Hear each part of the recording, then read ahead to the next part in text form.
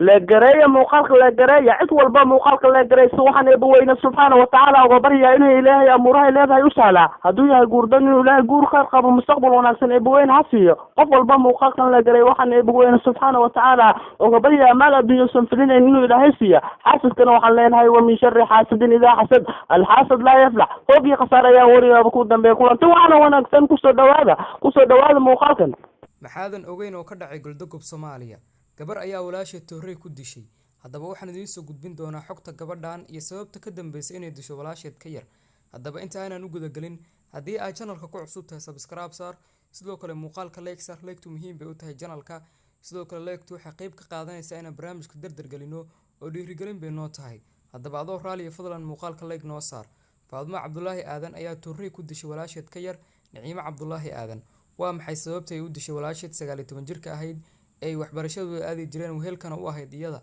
reerka labada gabdhood wada dhalay ee dadood oo joogtay USA ayaa qoyska ku wargelisay in qof ka mid ah reerka ay wadi doonto Mareykanka balse iyagu ay soo doortaan qofka loo wadi lahaa wadatashi dheer kadib reerka waxay go'aamiyeen in la wadi doono Faaduma oo ah dilaaga balse wadatashiga ayaa maalmo kadib ay dib ugu laabteen kadib waxay go'aamiyeen in la wado Naciima oo ah gabadha la dili doono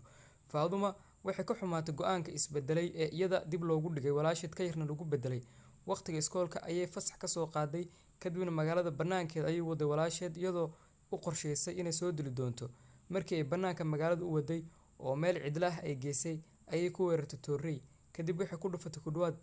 10 Toorey ayay meelo kala duwan kaga dhufatay inna lillahi wa inna ilayhi raaji'uun dhaawac halis ah ayaa soo gaaray balse magaalada ayay Faaduma aaday waxayna ku wargelisay dadkii deegaanka inay soo dishay walaasheed ka yar ee Naciima booliska iyo waalidka dhalay labada gabdhood ayaa waxay tageen goobtii lagu dilay Naciima oo dhaawac halis ah ku yaal ayay u tageen dhiigbaxna uu ka socdo daqiiqado kadib markii dhaawaceeda la keenay hospitaalka ay u dhimatay dhiig la'aan Naciima oo ahayd ardayad yar oo mustaqbal wanaagsan leh inna lillahi wa inna ilayhi raaji'uun bal ka waran gabadha yar waxaa loo dilay qurbaha hadda dalkeedii maahay waa Mareykanka darteed bay Faaduma walaasheed ka yar u dishay ilaahay sabab noogama dhigo walaalaheen inaan gacmaheena ku dilno fadlan haddii aad dhamaysatay muuqaalkan ugu soo biir oo subscribe noo saar sidoo kale muuqaalka like gare siina share gare oo asxaabtada la wadaag si loogu cibro qaato